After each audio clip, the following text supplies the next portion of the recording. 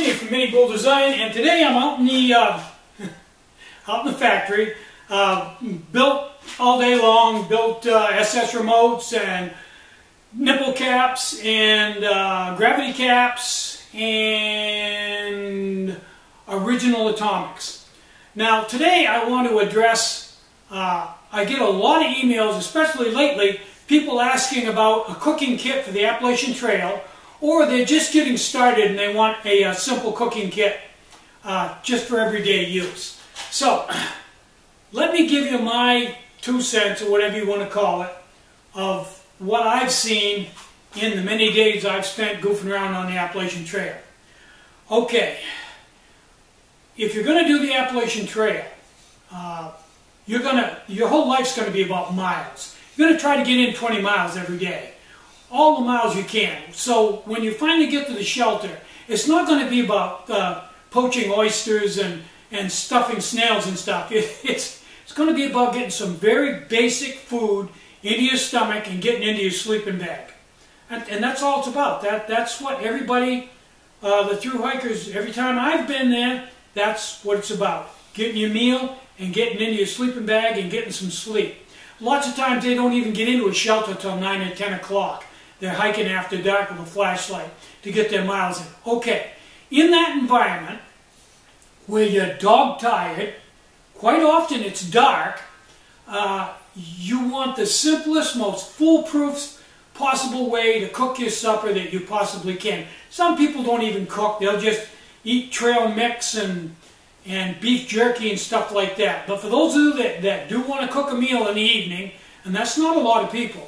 A lot of people I see don't cook at all. But anyway, if you're going to cook, the simplest way to go is to just boil water, put it in your meal, wrap a sweatshirt around your meal, set it off, and let it simmer in that environment for 10 or 15 minutes. Whoever came up with this notion that backpackers on the Appalachian Trail simmer their food, I've never seen it, and I've never talked to anybody who's ever seen it. What they do is they bring the water to a boil.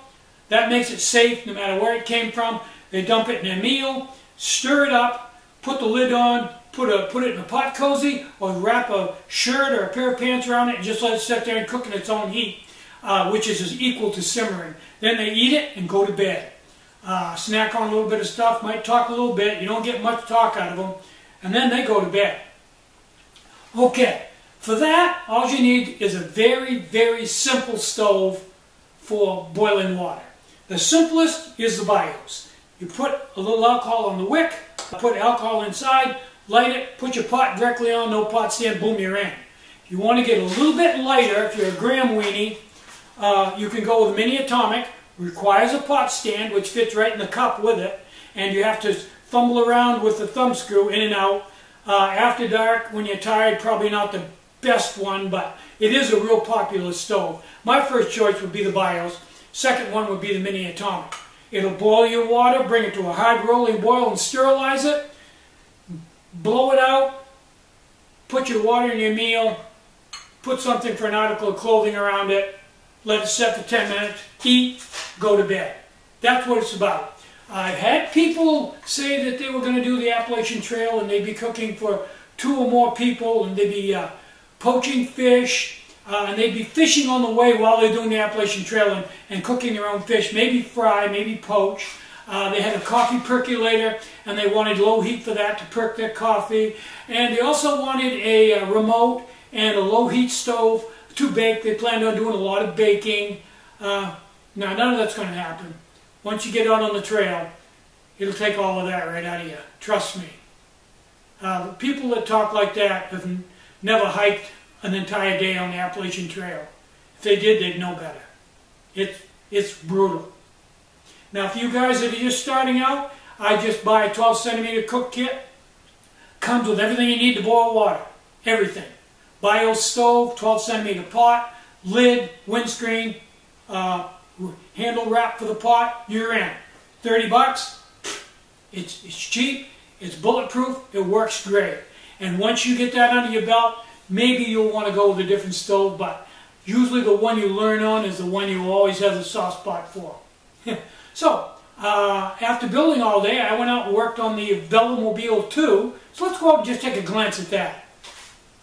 Now, when I finished the, well, didn't finish. When I got done working on the first Velomobile body, I really felt bad that it didn't come out better and that I was going to have to start over again. I don't have to, but I could see where it would be a lot better machine if I went back and corrected all my mistakes. And I felt kind of bad about that because I had a lot of time in it. But trust me, building the second one and having the first one to go by for all your measurements is just a dream to do.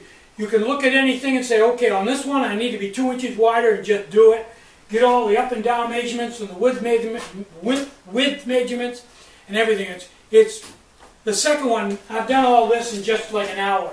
And on the original one, it would have taken me a couple days to get to here because you didn't know where everything was. Had to get in and pedal and get out. This way, you can just go to the original one and look at it and take the measurements right off of it. This really, the first one, I may keep it over here on the bicycle pile just to go by when I make other ones. That's the way to go. And everything's coming out right by the numbers. I've measured everything up, both 3 directions, and it's going to be nice and square. It's going to be a way better machine. Enough about Velomobiles. I'm Tinny from minibulldesign. Get out and hike, take a friend, enjoy the great outdoors, and more important than anything, try to have some fun today, and try to have a really great day. Bye-bye.